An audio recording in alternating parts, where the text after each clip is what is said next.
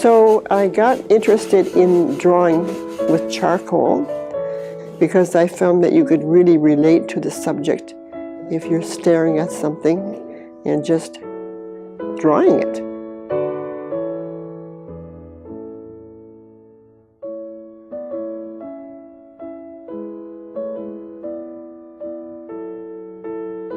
And I got in the habit of looking around always and saying, oh, I'd like to draw that, because it makes you more interesting in the subject.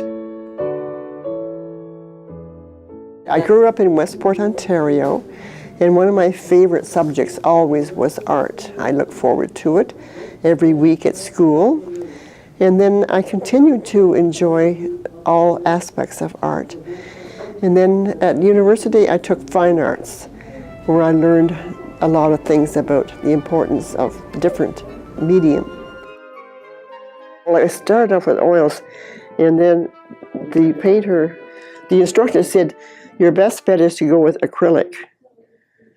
And so I got all the materials and the oil and stuff to go with it.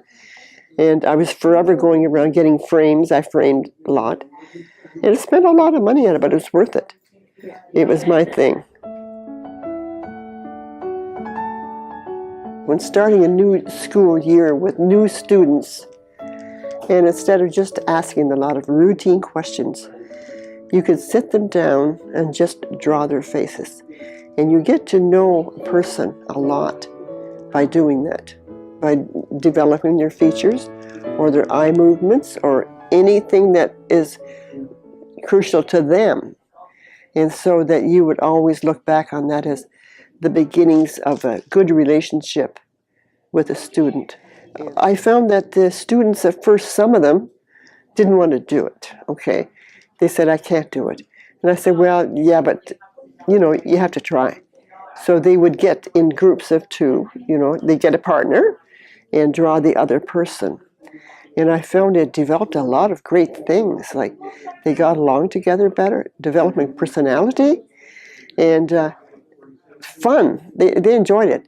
I mean, sometimes the results weren't that great, but some were very good too, though. And they would develop great likenesses.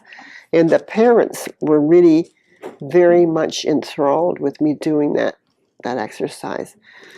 Because at open house, I would put the pictures on the wall, and they could recognize their child. And I found that a lot of fun. Now I decided to take it up again. And I look around, and there's so many beautiful things in this world that you could sketch anywhere, whether it's inside or outside. So you try to do a little bit of everything. I use these charcoal crayon things. And it's nice to work with charcoal because you don't have to be always erasing.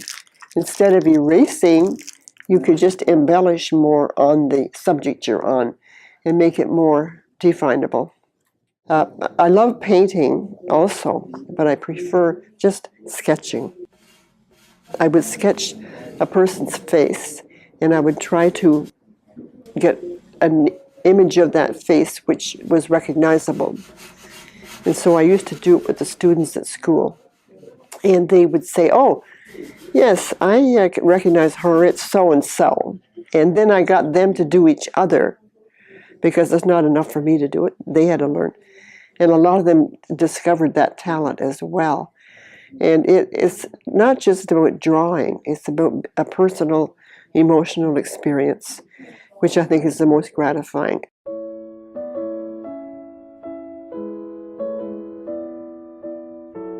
I had an aunt who was an artist, and she was great at painting with oils always. In those days, they didn't have acrylics.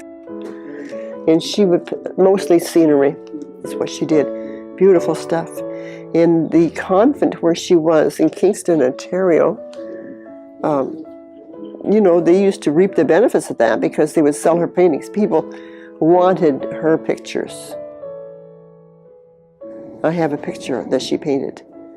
And it's great to have that. It's a memento of her, as well as I learned a few skills from her. And she always would tell me to come around to the convent, and she had materials for me. like, paints, and my parents didn't take much interest in it. So she was my mentor. A lot of people would like to paint, because painting is a marvelous exercise. Instead of being at the computer, paint.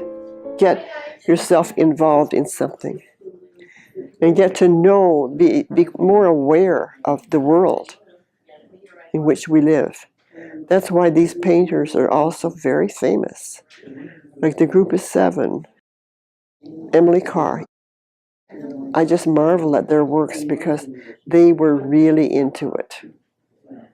And you could see the emotion coming out of the paintings. I did a lot of painting when I was in university. And the difference, I learned though many things about the painting, the do's and don'ts also there.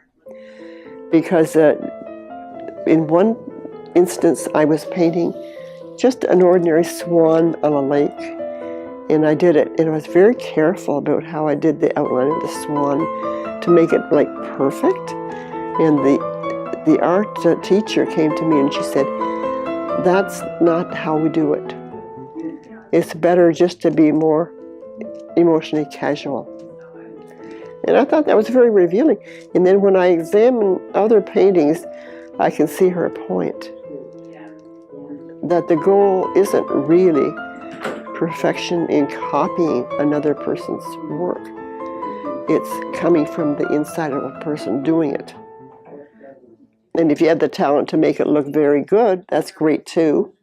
But she said the best thing about my picture was the way I did the reeds at the bottom of the page, because I just did them casually.